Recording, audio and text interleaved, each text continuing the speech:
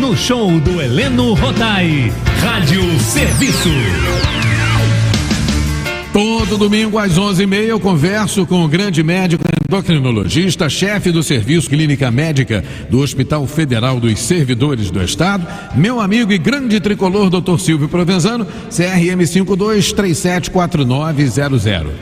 Na última quinta-feira, dia 15, a Secretaria de Saúde de Campinas, São Paulo e o Instituto Adolf Lutz confirmaram a 4ª morte por febre maculosa na cidade.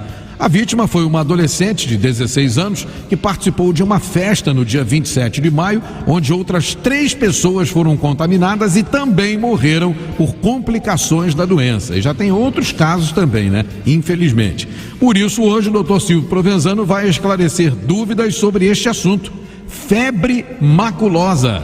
Bom dia, bom domingo, amigão. Bom domingo, Helena. Aquele beijo para a família Tupi, com muito carinho sempre. E agradecendo, sabe quem? O Luiz Henrique Oliveira. Luiz Henrique é torcedor da academia. Sabe que a academia? Dudu Ademir da Guia. É o Palmeiras o que Verdão. Hoje... O Verdão. Ele é torcedor do Palmeiras. Feliz da vida com o Palmeiras dele, não é para menos. Eu sempre digo lá na nossa live da Mitflu, é o time mais consistente do Brasil. Sim, sem dúvida. Né? É um time que enfrenta em qualquer lugar os adversários. Parabéns ao Luiz Henrique. Tem um excelente do técnico. Palmeiras. Além do time ser bom, o técnico é muito bom. E teve cutucado essa semana dizendo: doutor Silvio, o momento do serviço de saúde. Olha, Luiz, eu nem sabia que você me acompanhava no serviço de saúde, aqui direto da Rádio Tupi, aí em São Paulo, pelo YouTube. Eu te agradeço a audiência e foi uma dica maravilhosa, porque as pessoas têm perguntado sobre a tal da febre maculosa, a doença do carrapato. Isso aí. Né? Queria mandar um beijo para Ivete Viana, Dona Marli, enfim, são tantos os ouvintes que nos acompanham e querer, evidentemente, lembrar o Ivan Vicente, da hoje de manhã, com todo carinho. Ele tem um problema, é flamenguista, mas ninguém é perfeito. Fala de febre maculosa. Vamos lá. O que é febre maculosa, então, doutor? Então vamos lá. É uma doença transmitida pelo carrapato. Tem várias espécies de carrapato. É o carrapato estrela. O carrapato estrela, ele fica infectado por uma bactéria que é a Rickettsia rickettsii, é o nome. Né? Essa bactéria fica dentro do organismo do carrapato. E ele pega essa bactéria, sabe onde? No hospedeiro dele. Quem é o hospedeiro dele? É o homem? Não. São mamíferos, geralmente de grande porte, como o cavalo, a capivara.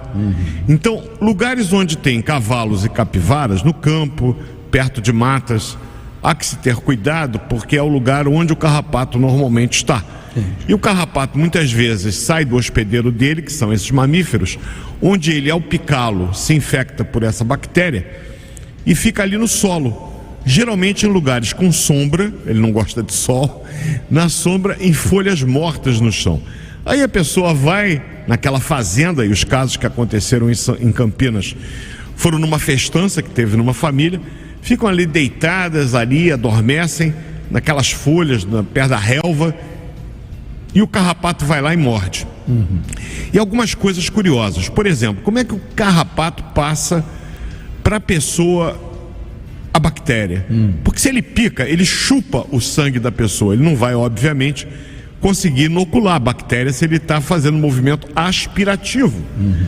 Mas quando o carrapato fica pelo menos 2 horas chupando o sangue daquela pessoa, ela nem percebe, a picada mal se percebe, ele se enche tanto de sangue que ele regurgita. E aí está o problema, porque no momento que ele regurgita, ele joga a bactéria para o organismo daquela pessoa. Entendi. 1% dos carrapatos estrela, eles estão infectados por essa bactéria. E aí os sintomas podem aparecer. Você vai me perguntar se é uma doença comum, se não é, como é que faz para imaginar que eu possa ter que procurar um médico por causa disso? Eu vou esperar um pouquinho. Vamos lá falar dos sintomas então logo. Então vamos lá, a incidência não é uma doença muito comum, mas, por exemplo, se você tem um caso numa determinada região, os médicos já são alertados porque é uma doença de notificação compulsória. Então o doutor Silvio fez o diagnóstico de febre maculosa, ele por lei tem que notificar o Ministério da Saúde, através da Secretaria Municipal de Saúde, no meu caso do Rio de Janeiro. Aqui no estado do Rio nós tivemos em 2020 2 casos fatais que ocorreram no município de Duque de Caxias. De lá para cá não tivemos mais casos. Agora em Campinas tem muito. Febre maculosa é uma doença da América do Sul, não é nem da América, das Américas, né? Porque, por exemplo, tem a febre das pedras rochosas nos Estados Unidos, mas é outro carrapato, é uma doença diferente. Não tem febre maculosa lá, porque o carrapato estrela, ele é, digamos, nacionalista. Ele está no Brasil, ele está na Colômbia, ele está no Equador, mas nas Guianas, mas principalmente nessa região daqui. E aí ele picou. Como é que eu vou saber? O período de incubação, ou seja, do período em que o carrapato te pica e os sintomas começam, variam de 2 a 15 dias. E começa com uma febre alta, de início agudo. O cara está bem, de repente está com 39 de febre. Essa febre habitualmente vem acompanhada de dor de cabeça, sensação de mal-estar profundo, prostração. O cara fica numa moleza que não se aguenta, até porque com um febrão desse, convenhamos, não dá para jogar uma partida de futebol. Sim. Né? Fica aquela moleza, enjoo, vômito. Caracteristicamente, querido Heleno e família Tupi, mais ou menos do 2º, 3º dia ao 7º dia de doença, surgem umas manchas, que no meio de case a gente chama de exantema maculopapular. São umas manchinhas vermelhas um pouquinho elevadas, que normalmente aparecem primeiramente na palma das mãos e na planta dos pés. Essas manchas, elas vão evoluir de forma centrípeta, acometendo depois das mãos e dos pés a parte central do corpo e a face. Tanto que o diagnóstico diferencial no início é com a rubéola, é com o sarampo, porque são lesões muito parecidas que a rickettsia provoca. Se nesse momento o tratamento não for imediatamente iniciado, e veja bem, o médico nem espera a confirmação diagnóstica, porque já me antecipando a tua pergunta, o diagnóstico é feito por um exame laboratorial de imunofluorescência indireta, ao palavrão. Mas esse exame só dá positivo com 5 a 7 dias de doença. Entendi. É quando eu vou encontrar os anticorpos, que são proteínas produzidas pelo organismo do indivíduo infectado para combater a bactéria.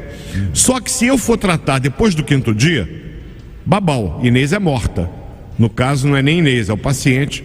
Porque se eu não tratar imediatamente, essa doença vai ter evolução. E como é que é a evolução?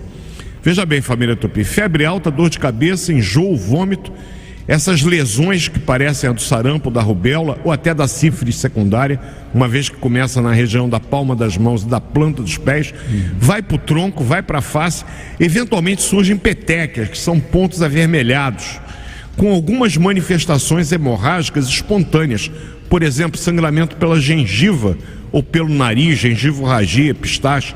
Esses sangramentos podem acontecer na evolução. A coisa já começa a complicar, mas existem outras complicações associadas à febre maculosa. Por exemplo, complicações hepáticas. O indivíduo fica amarelo igual a um canário, como se fosse uma hepatite.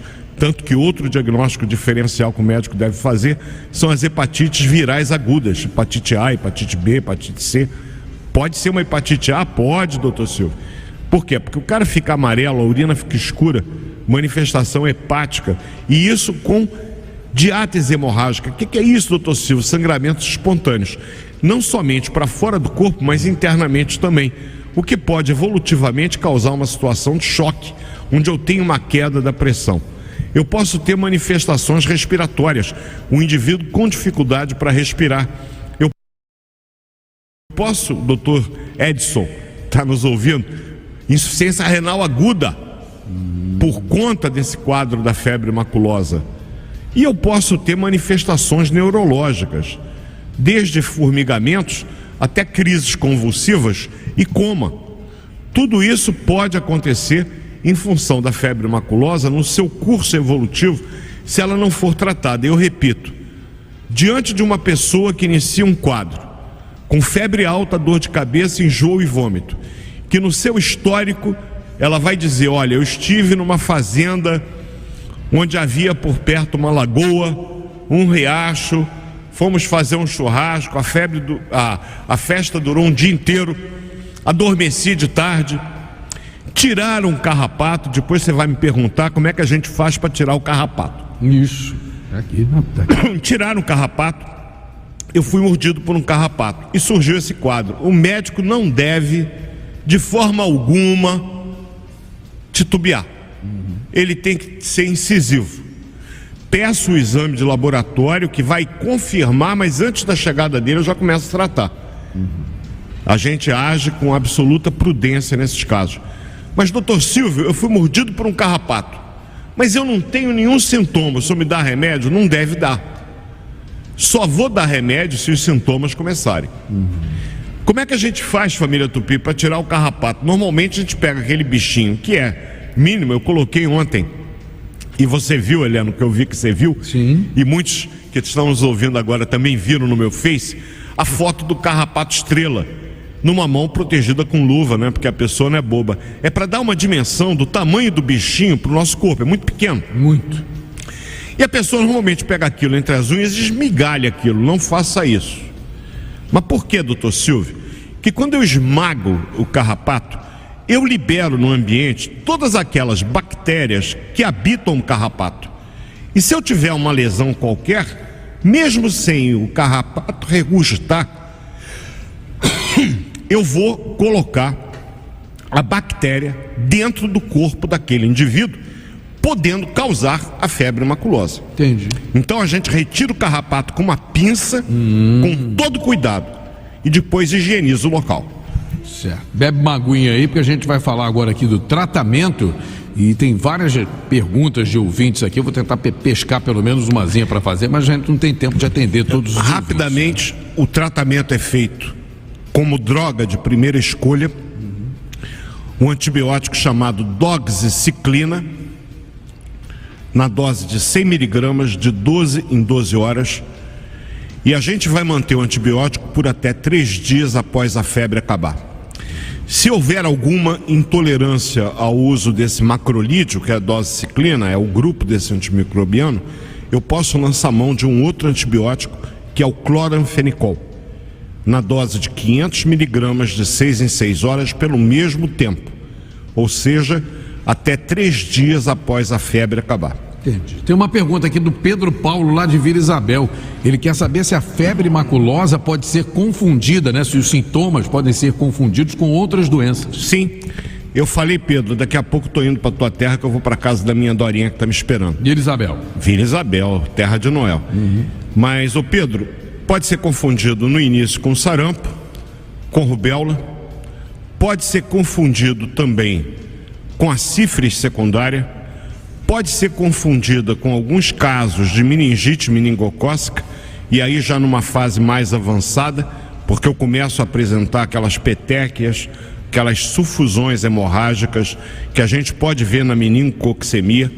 Então existem algumas doenças que podem se confundir com a febre maculosa. Mas se o indivíduo me conta que teve contato numa região onde existe o carrapato estrela, que ele esteve um determinado período lá com amigos, que a febre surgiu abruptamente com uma dor de cabeça que não é muito bem definida, a cabeça dói toda, e ele teve enjoo e vomitou, se tiver essas manchinhas nas mãos e na planta dos pés, eu começo a doxiciclina e peço os exames. Em 3 a 4 dias eu vou ter o resultado desse exame de sangue, mas ele tem que ser colhido no 5º dia de doença. Antes do 5º dia de febre, eu pesquisar por esses anticorpos é um tiro na água, não vai adiantar nada. Entendi. A Ana Maria, lá de Pilares, aqui na região urbana, né, nos bairros, aqui Zona Sul, Centro, difícil acontecer, né? Ana, olha só, boa pergunta, porque você está me lembrando algo que eu tinha lido e que eu ia esquecendo de falar. O carrapato estrela, ele habita a região de mata, a Mata Atlântica é o lugar preferido dele. E ele gosta de mamíferos grandes, como cavalos e como capivaras, que normalmente na zona habitada da cidade a gente não encontra. Então, onde que ele é encontrado principalmente? Na margem de rios. A capivara precisa de água. É incrível isso. O sistema termorregulador da capivara é muito mal desenvolvido. Então ela precisa entrar na água para se manter viva. Entendi. Apesar de não ser um peixe, óbvio. Então ela vai para fora, ela se alimenta, ela come e volta para dentro d'água. Então ela fica naqueles córregos. E vira e mexe tem capivara pela Lagoa Rodrigo de Freitas. Já apareceu sim, aparece. O cuidado que se deve ter em lugares que tem capivara, se você detecta a presença desse carrapato, Pega uma pinça, essa que você usa para sobrancelha, e remove com todo cuidado o carrapato. Ele precisa estar, repito, no mínimo 2 horas, geralmente 4, sugando você para ele regurgitar. E se não houver essa regurgitação do carrapato, ele não vai conseguir passar a Rickettsia ricketts, que é o nome dessa bactéria gram-negativa, para dentro do teu corpo. Tá, mas o que você sente quando ele está sugando aqui, por exemplo, na perna? Nada. Nem coça, nem nada, coça, nem nada, não tem sintoma. Outra coisa. Esse é que é o problema, né? Vamos usar repelente, né? É bom. Não. Não adianta repelente. O carrapato, ele não é afetado por nenhuma química industrial.